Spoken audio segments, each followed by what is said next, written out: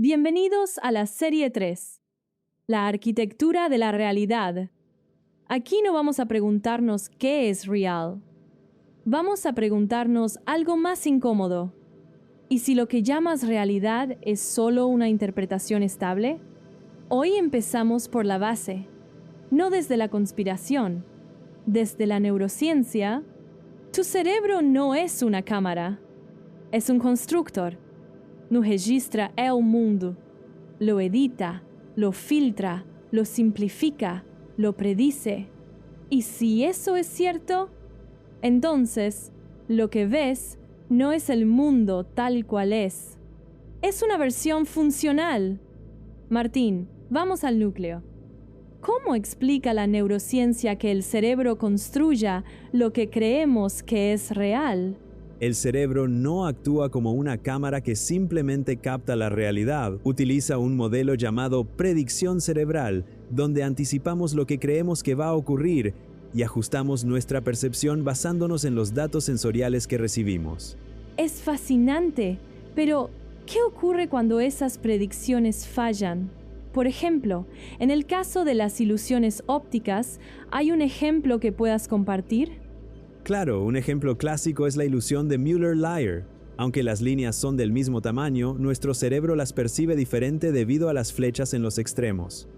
Esto ilustra cómo nuestras expectativas pueden distorsionar la realidad. Pasando a otro tema, los sesgos cognitivos también juegan un papel crucial en nuestra percepción del mundo. Martín, ¿podrías explicar cómo nuestras expectativas moldean lo que vemos y recordamos? Por supuesto, los sesgos cognitivos son atajos mentales que usamos para interpretar el mundo rápidamente. Sin embargo, pueden llevarnos a errores. Por ejemplo, el sesgo de confirmación nos hace buscar información que confirme nuestras creencias preexistentes. Eso tiene implicaciones enormes. Piensa en cómo esto afecta a las decisiones diarias y hasta políticas. Pero, ¿hay maneras de mitigar estos sesgos? Sí, ser conscientes de nuestros sesgos es el primer paso. Además, la práctica de la metacognición o reflexionar sobre cómo pensamos ayuda a cuestionar nuestras primeras impresiones y ajustar nuestra percepción de manera más objetiva. En la era digital, la manipulación de la realidad es más fácil que nunca. ¿Cómo afecta esto nuestra percepción del mundo, especialmente con la información que consumimos en línea? Martín. La información online está diseñada para captar nuestra atención, a menudo usando emociones fuertes. Esto puede distorsionar nuestra percepción. Por ejemplo, las noticias falsas juegan con nuestros sesgos y emociones para parecer más creíbles. Eso es preocupante. Con el auge de la inteligencia artificial y los algoritmos de personalización, ¿cómo podemos protegernos de estas tácticas manipuladoras? Es vital verificar las fuentes y diversificar nuestras lecturas. Además, educar a las personas sobre el pensamiento crítico y el uso responsable de la tecnología puede ayudarnos a navegar mejor en este entorno digital complejo. Para cerrar, miremos hacia el futuro. ¿Cómo crees que evolucionará nuestra percepción a medida que la tecnología avanza, Martín? La tecnología, como la realidad aumentada, cambiará cómo experimentamos el mundo, podría enriquecer nuestras experiencias sensoriales, pero también plantea el riesgo de alejarnos de la realidad tangible si no se usa con cuidado. Interesante. Así que, en resumen, mientras la tecnología ofrece nuevas posibilidades, también debemos ser conscientes de no perder nuestra conexión con la realidad fundamental. ¿Algún consejo final? Sí. Mantengamos un equilibrio entre lo digital y lo real, y siempre cuestionemos nuestras percepciones. Con eso, podemos navegar más efectivamente en un mundo en constante cambio. Pasemos a nuestro siguiente bloque. Kant tenía razón, y no lo sabíamos. Bien, hablemos sobre Immanuel Kant y su teoría de que conocemos la realidad a través de fenómenos, no directamente. ¿Qué implica esto para nuestra comprensión del mundo, Martín? Bueno, Kant sostenía que nunca podemos conocer la cosa en sí, sino solo cómo se nos aparece. Esto significa que nuestra mente estructura toda experiencia. Por ejemplo, el tiempo y el espacio no serían propiedades del mundo externo, sino marcos internos que usamos para percibirlo. Eso es fascinante. Pero, ¿no crees que esto podría llevar a la idea de que la realidad es completamente subjetiva?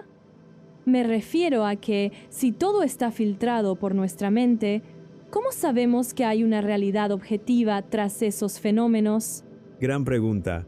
Kant no decía que la realidad es subjetiva, sino que siempre está mediada. Un ejemplo podría ser cómo diferentes culturas interpretan un mismo evento natural de diversas maneras, pero eso no significa que el evento no tenga una existencia objetiva fuera de nosotros. Siguiendo con esta línea, Kant también argumentaba que el tiempo y el espacio son marcos de nuestra percepción. Martín, ¿cómo se relaciona esto con la experiencia humana cotidiana? Claro, es como si lleváramos unas gafas que nos permiten ver el mundo en términos de tiempo y espacio. Por ejemplo, al planificar un día, pensamos en términos de horas y lugares. Sin embargo, estas categorías están en nuestra mente, no en el mundo externo. Interesante. Pero, ¿qué pasa con las teorías físicas que también tratan el tiempo y el espacio como estructuras fundamentales del universo? ¿No contradicen a Kant en cierta manera? No necesariamente. La física moderna, especialmente la teoría de la relatividad, sugiere que el tiempo y el espacio pueden ser más flexibles de lo que pensamos. Esto en cierta forma se alinea con la idea de que no son tan absolutos como parecen. Ahí está la belleza de la discusión. Pasando a la física cuántica, las cosas se ponen aún más complejas. La idea de que el observador influye en el sistema observado a nivel subatómico suena casi mágica, ¿no te parece? Sí, es fascinante. En experimentos cuánticos, el acto de observar puede cambiar los resultados, como el famoso experimento de la doble rendija. Esto no significa que creamos la realidad con nuestra mente, pero sí que nuestra interacción con el sistema es inevitable. Entonces, ¿cómo se aborda este fenómeno en la física? ¿Hay consenso sobre su interpretación? No hay un consenso claro. Diferentes interpretaciones como la de Copenhague o la de los mundos múltiples ofrecen perspectivas variadas, pero todas reconocen que el observador es parte del sistema. Es un área de investigación en continuo desarrollo. Finalmente, pensando en el futuro, ¿qué implicaciones filosóficas crees que tienen estas ideas para nuestra comprensión del universo y el conocimiento?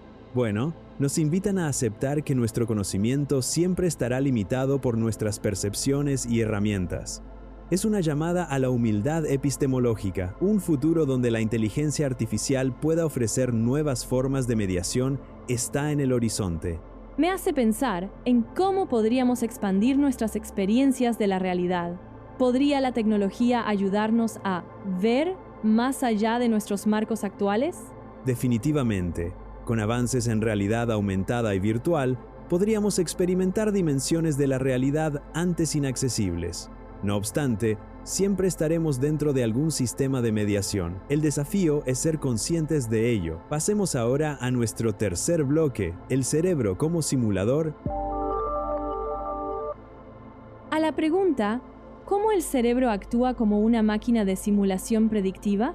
Según estudios recientes, nuestro cerebro no solo reacciona al mundo, sino que lo anticipa. ¿Qué significa esto exactamente? Es fascinante realmente. Nuestro cerebro crea constantemente predicciones sobre lo que vamos a experimentar. Por ejemplo, cuando esperas ver a un amigo, tu cerebro ya está simulando cómo se verá y sonará. Esta capacidad nos ayuda a navegar por el mundo de manera más eficiente. Eso suena como si viviéramos en una especie de realidad alternativa creada por nosotros mismos. Pero ¿qué pasa cuando estas simulaciones se descontrolan? ¿Hay un ejemplo de cómo esto podría salir mal? Exactamente. Un ejemplo sería la esquizofrenia, donde las predicciones del cerebro son tan dominantes que se convierten en alucinaciones. Sin embargo, esto también puede darnos una idea de cómo mejorar nuestras interacciones al entender nuestros propios sesgos perceptivos. Pasemos a un tema relacionado: los sueños. Cuando soñamos, nuestra experiencia subjetiva se siente completamente real. ¿Cómo se conecta esto con nuestra percepción diaria? Los sueños son un gran ejemplo de cómo nuestras simulaciones internas pueden parecer reales. Durante el sueño, El cerebro combina recuerdos y emociones para crear una narrativa coherente. Es como una forma de prueba de hipótesis para nuestra vida despierta. Interesante.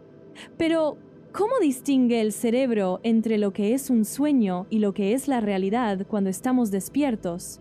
¿No podría eso causar confusión? Buena pregunta.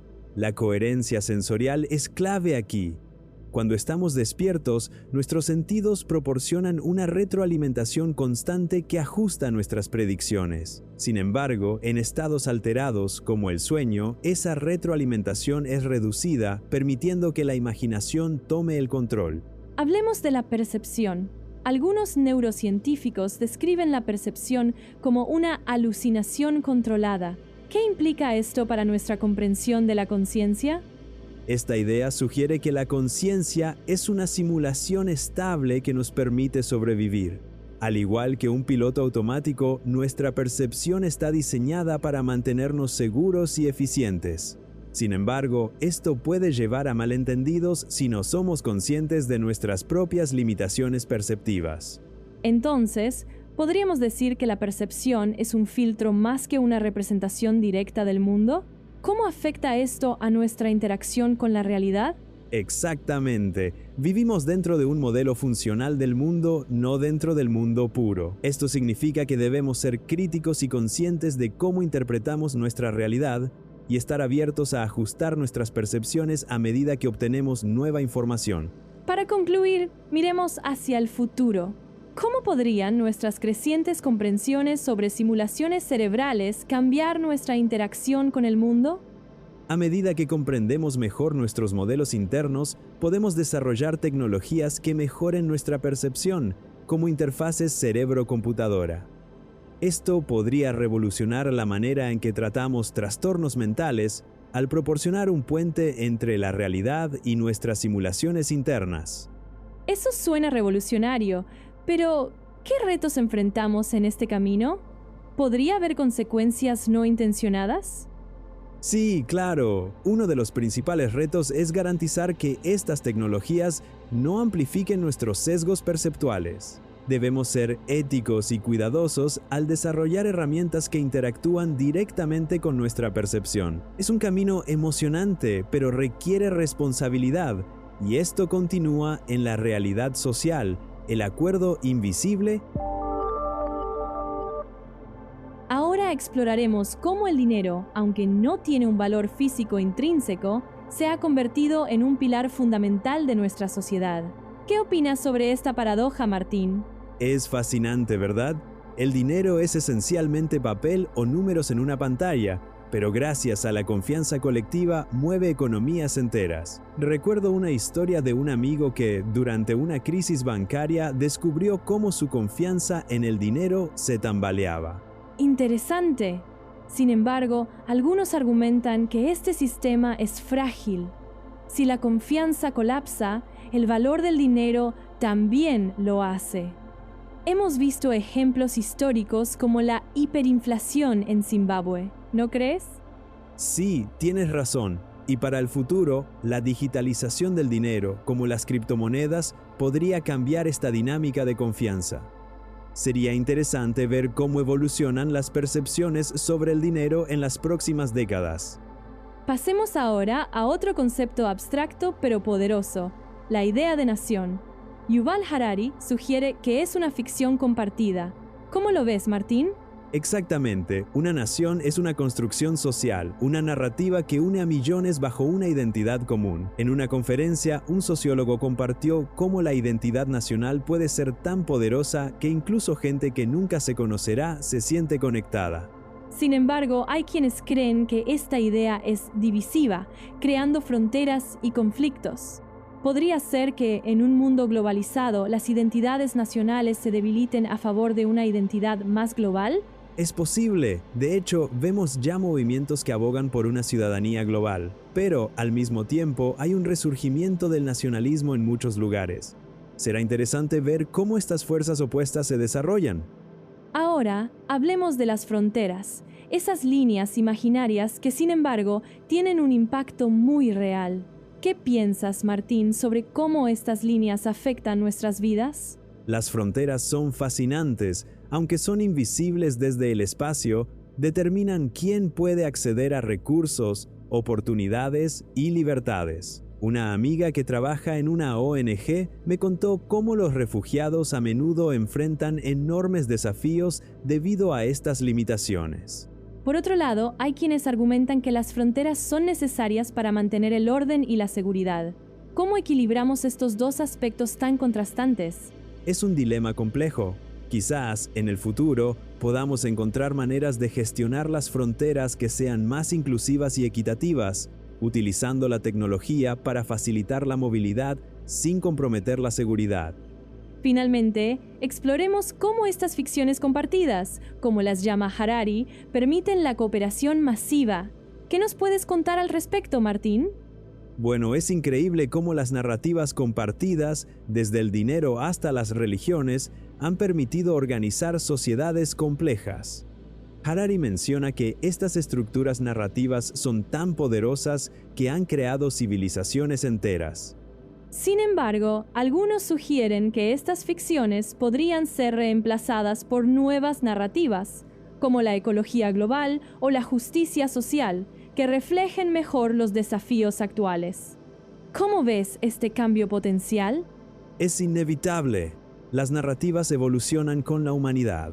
Cada crisis cambia la historia que nos contamos, y cada historia nueva redefine lo que creemos posible. Pero aquí viene la pregunta incómoda. Si las narrativas pueden adaptarse, también pueden diseñarse. Y eso abre un terreno peligroso. Porque no todas las historias buscan cooperación, algunas buscan control. Si este punto te está moviendo algo, déjalo en comentarios. ¿Crees que estamos evolucionando o siendo guiados? Suscríbete si quieres ir hasta el fondo de esta serie, porque ahora entramos en el bloque 5. Vamos a hablar de medios, pantallas y dopamina, de cómo la atención se convirtió en negocio y de cómo la realidad puede secuestrarse sin que lo notes. Ahora sí, empieza la parte incómoda. Exploremos ahora cómo la realidad física, como el dolor y la gravedad, nos afecta. Para empezar, ¿cómo percibimos estos elementos físicos en nuestra vida diaria? Nuestra percepción de la realidad física está profundamente mediada por nuestros sentidos y experiencias personales. Por ejemplo, el dolor puede ser una señal de advertencia, pero su intensidad puede variar según nuestro contexto emocional. Eso es fascinante. Pero, ¿qué pasa cuando la percepción y la realidad chocan? Por ejemplo, la gravedad es constante, pero nuestra experiencia de ella puede cambiar, como cuando estamos en una montaña rusa, ¿verdad? Exactamente. Aunque la gravedad es una fuerza constante, nuestra percepción puede variar. Algunas personas pueden sentir adrenalina y emoción, mientras que otras pueden experimentar miedo. Esto muestra cómo nuestra mente interpreta de manera diferente los mismos estímulos físicos. Siguiendo con el tema del dolor, es real, pero también subjetivo. ¿Cómo puede algo tan real sentirse tan diferente para cada persona? El dolor es un gran ejemplo de cómo la realidad física se filtra por nuestra percepción. Un estudio del Journal of Pain reveló que las emociones pueden amplificar o disminuir la percepción del dolor. Una persona puede sentir menos dolor si está distraída o en un ambiente positivo. ¡Interesante! Sin embargo, algunos podrían argumentar que esto minimiza la realidad objetiva del dolor. ¿Qué dirías a eso? Es cierto, no podemos ignorar la realidad física del dolor, pero entender cómo nuestras emociones y contexto afectan nuestra percepción nos permite manejarlo mejor. En el futuro, podríamos ver terapias que integren más el manejo emocional para aliviar el dolor físico. Ahora, hablemos de la gravedad. Es una constante universal, pero ¿cómo se experimenta de manera diferente? La gravedad es fascinante. En la Tierra es una constante que nos ancla, pero en el espacio los astronautas experimentan microgravedad. Esto afecta todo, desde la forma en que se mueven hasta cómo sus cuerpos funcionan. Un estudio de la NASA mostró cambios en la densidad ósea después de solo unos meses en el espacio. ¡Wow! ¡Eso es impresionante! Pero, ¿qué desafíos se presentan con estos cambios? Los efectos de la microgravedad son un área de investigación importante. En el futuro, los avances en tecnología espacial buscarán mitigar estos efectos, permitiendo que los humanos vivan en el espacio por periodos más largos sin comprometer su salud. Para finalizar, abordemos la muerte, una realidad ineludible. ¿Cómo afecta nuestra percepción de la vida? La muerte nos recuerda nuestra mortalidad, pero en muchas culturas también se ve como una transición a otra forma de existencia. Un estudio sociológico encontró que las prácticas culturales alrededor de la muerte pueden ofrecer consuelo y un sentido de continuidad.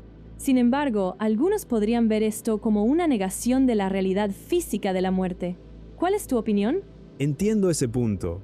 Sin embargo, aceptar la muerte como parte de la vida puede enriquecer nuestra experiencia presente. Mirando hacia adelante, el enfoque en la salud mental y el bienestar puede ayudarnos a manejar mejor la inevitabilidad, por el momento, de la muerte. Exploremos cómo nuestra percepción, que creemos objetiva, está a menudo influenciada por sesgos cognitivos. Para empezar, ¿qué son estos sesgos y cómo afectan nuestra percepción diaria? Los sesgos cognitivos son atajos mentales que nuestro cerebro usa para tomar decisiones rápidamente. Un ejemplo es el sesgo de confirmación, donde tendemos a buscar información que confirme nuestras creencias preexistentes. Por ejemplo, si crees que el café es malo, notarás más noticias que refuercen esa idea. Interesante, pero ¿qué pasa cuando dos personas experimentan el mismo evento? ¿Por qué a menudo recuerdan cosas distintas? Eso es fascinante. Un estudio de 2020 mostró que el sesgo de disponibilidad también juega un papel. Las personas recuerdan más fácilmente eventos recientes o emocionalmente impactantes. Así, dos testigos de un accidente pueden recordar detalles diferentes, basados en lo que más les impactó en ese momento. Y, por supuesto, la objetividad total es más un ideal que una realidad. Bueno, eso creo. Exacto. Entonces, ¿cómo podemos trabajar hacia una percepción más objetiva si estamos tan predispuestos? Buena pregunta. Un enfoque es la autorreflexión constante y el cuestionamiento de nuestros propios sesgos. Además, fomentar discusiones abiertas con otros puede ayudarnos a ver las cosas desde perspectivas diferentes, algo esencial en nuestro cambiante mundo. Pasemos a cómo estos sesgos influyen en nuestras decisiones cotidianas. ¿Puedes darnos un ejemplo concreto de esto? Claro. Considera el sesgo de anclaje, donde nuestra primera impresión nos influye desproporcionadamente. Un estudio demostró que las personas tienden a estimar precios basados en una cifra inicial, como cuando regateamos en un mercado. Es sorprendente cómo nuestra mente se ancla. Y eso puede ser un problema, ¿verdad? ¿Qué pasa si esa primera impresión es incorrecta o engañosa? Exactamente. Si el ancla es equivocada, nuestras decisiones posteriores también lo serán. En el ámbito laboral, esto puede afectar desde entrevistas de trabajo hasta evaluaciones de desempeño. Sin embargo, siendo conscientes de estos sesgos, podemos ajustar nuestras decisiones, aunque no sea fácil. Entonces, mirando hacia el futuro, ¿cómo podemos mitigar estos efectos en la toma de decisiones? Un enfoque es diversificar nuestras fuentes de información y practicar la toma de decisiones deliberada. Además, las empresas están adoptando entrenamientos en reconocimiento de sesgos para sus empleados, lo que podría mejorar la precisión y justicia en las decisiones organizacionales. Es un camino prometedor. Ahora, hablemos sobre cómo los sesgos afectan nuestra memoria. ¿Cómo estos sesgos distorsionan lo que recordamos? Bueno, la memoria es increíblemente maleable. El sesgo de consistencia, por ejemplo, nos lleva a recordar eventos pasados de manera que sean consistentes con nuestras creencias actuales. Esto significa que nuestros recuerdos no son fijos, sino que cambian con el tiempo. Eso es asombroso. Pero, ¿qué pasa cuando hay recuerdos conflictivos entre personas? ¿Cómo se resuelven esos conflictos? Ahí es donde las cosas se complican. Un estudio de la Universidad de Stanford reveló que las discusiones sobre eventos compartidos pueden fortalecer recuerdos falsos. Sin embargo, al discutirlos y confrontarlos con evidencia objetiva, podemos llegar a una comprensión más clara, aunque no siempre sea posible. Mirando hacia adelante, ¿Qué implicaciones tiene esto para nuestra comprensión de la historia personal y colectiva?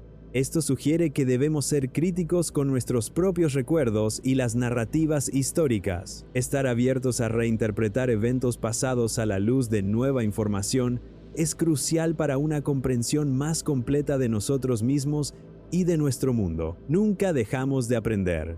Finalmente, exploremos cómo podemos cultivar una percepción más crítica y abierta. ¿Cuáles son algunas estrategias efectivas para ello? Primero, es vital fomentar la curiosidad intelectual y el pensamiento crítico. Esto implica cuestionar nuestras propias suposiciones y buscar activamente perspectivas diferentes. Un ejemplo es un ejercicio simple: cada semana, leer artículos de opinión con los que no estamos de acuerdo. Eso suena desafiante, pero útil. Sin embargo, ¿no es natural resistirnos al cambio y aferrarnos a lo que ya creemos? Es cierto, pero al practicar la empatía y la apertura, podemos reducir esa resistencia. Un estudio de 2021 mostró que las personas que participaron en debates respetuosos sobre temas polarizantes mostraron una mayor disposición a cambiar de opinión. Imagina un mundo donde todos adoptemos este enfoque. Para cerrar, ¿qué podemos esperar si más personas adoptan estas prácticas en el futuro? Si más personas se comprometen con esta mentalidad abierta, podríamos ver sociedades más comprensivas y colaborativas, capaces de abordar desafíos complejos de manera más efectiva. Bueno, creo que eso es algo a lo que todos podemos aspirar. Pero esto no es todo por hoy. Hablemos ahora de el peligro del relativismo fácil. Antes de llegar al último tema del capítulo, me gustaría hablar sobre el relativismo. Un tema fascinante, ¿no creen? Mucha gente dice que si todo es interpretación, entonces nada importa. ¿Qué opinas de eso, Martín? Sí, es un tema complejo. La idea de que todo es interpretación puede llevar a un relativismo fácil, pero no significa que todas las interpretaciones sean igual de válidas. Por ejemplo, en la ciencia, algunas teorías son más coherentes y predictivas que otras. Exactamente. La ciencia no pretende ser la verdad absoluta, ¿verdad? Es más un sistema que hemos construido para corregir nuestros errores. Pero, ¿cómo se aplica esto en nuestra vida diaria? Bueno, en la vida cotidiana también buscamos interpretaciones que sean más útiles y basadas en evidencia. Por ejemplo, si interpretamos que el cambio climático no es real, eso puede tener consecuencias devastadoras. Así que, aunque es relativo, algunas interpretaciones son más peligrosas que otras. Pasando al siguiente punto, hablemos de la ciencia como herramienta. Algunos dicen que, aunque no es perfecta, es el mejor sistema que tenemos para corregir errores. ¿Cómo ves tú esta afirmación? Estoy de acuerdo. La ciencia es como una brújula. No te dice exactamente qué camino tomar, pero te da una buena dirección. Por ejemplo, la teoría de la gravedad ha sido cuestionada y mejorada con el tiempo, pero sigue siendo fundamental para entender cómo funciona el universo. Interesante. Pero, ¿qué pasa cuando las personas se aferran a teorías desacreditadas? Pienso en aquellos que aún dudan de la medicina moderna por preferir remedios alternativos. Es un problema serio. La resistencia a aceptar nuevas evidencias puede ser cultural o psicológica. Sin embargo, el avance científico depende de cuestionar y refinar ideas constantemente. La ciencia avanza incluso cuando algunos se resisten al cambio. Ahora, profundicemos en la diferencia entre interpretación y hecho científico. ¿Cómo podemos distinguir entre los dos en un mundo tan complejo? Buena pregunta. Un hecho científico es algo que ha sido observado y verificado repetidamente, como el agua hirviendo a 100 grados Celsius a nivel del mar. Sin embargo, cómo interpretamos esos hechos puede variar. La ciencia busca reducir la subjetividad a través de métodos rigurosos. ¿Podrías dar un ejemplo de cómo la interpretación puede cambiar la percepción de un hecho? Claro, piensa en la evolución. Los hechos son evidentes, fósiles, genética, etc., pero la interpretación de estos hechos puede variar. Algunos lo ven como un proceso natural, otros a través de una lente religiosa. La ciencia no dicta nuestra interpretación personal, pero sí nos proporciona una base sólida de hechos. Finalmente, hablemos sobre el futuro. En la era de la información, donde estamos inundados de datos, ¿cómo crees que evolucionará el relativismo? Creo que la sobrecarga de información puede exacerbar el relativismo. Sin embargo, también tenemos más herramientas que nunca para verificar hechos y contrastar fuentes. El desafío será enseñar a las nuevas generaciones a navegar esta abundancia de información de manera crítica. Me pregunto si en el futuro la educación tendrá que adaptarse para equipar mejor a las personas con estas habilidades críticas. Definitivamente. La alfabetización mediática y científica debería ser una prioridad. Las escuelas podrían incorporar más pensamiento crítico en sus currículos para ayudar a los estudiantes a distinguir entre hechos y opiniones. Es un cambio necesario para un futuro más informado. Ahora sí, pasemos a nuestro tema final del capítulo 1. Para finalizar, discutiremos cómo la realidad no es una roca sólida, sino una arquitectura construida por la mente humana, el lenguaje y el consenso. ¿Qué opinas sobre esta idea, Martín? Es fascinante, ¿verdad? Cómo la percepción y el lenguaje moldean nuestra comprensión. Piensa en cómo diferentes culturas interpretan el tiempo. Mientras en Occidente lo vemos lineal, otras culturas lo perciben cíclico. Esto muestra que lo que consideramos realidad es realmente flexible. Exacto. Pero surge la pregunta, si la realidad es una construcción, ¿qué pasa con las verdades científicas? ¿No son esas inamovibles? Buena pregunta. Aunque las leyes físicas son constantes, nuestra interpretación puede variar. Un ejemplo es la física cuántica, que desafía nuestras nociones de realidad al mostrar que las partículas pueden estar en dos lugares a la vez. Esto nos recuerda la complejidad de lo que consideramos verdad. Siguiendo en esta línea, hablemos del lenguaje como constructor de nuestra realidad. Un estudio reciente sugiere que el idioma que hablamos puede influir en nuestra percepción del mundo. ¿Podrías explicar más sobre esto, Martín? Claro, el lenguaje es poderoso.